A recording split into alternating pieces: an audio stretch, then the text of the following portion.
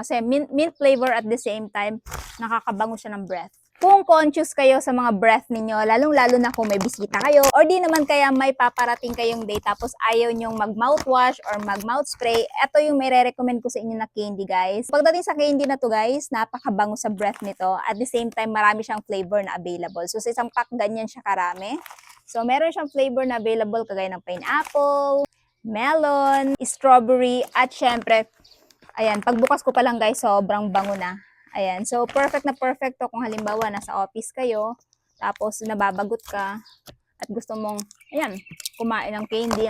Eto, kasi mint flavor at the same time, nakakabango siya ng breath. Ayan o, ang daming laman sa isang pack, guys, kaya napa-order na ako ng hindi lang isa, kundi dalawa. Ayan, mura ko lang to nabili. At ayan, pwede mo tong baunin kung halimbawa mahilig ka din mag-travel sa work, sa school. Ayan, kasi hindi ka mababagot sa flavor, sobrang dami na talagang flavor, guys. Tapos sugar free nga pala to.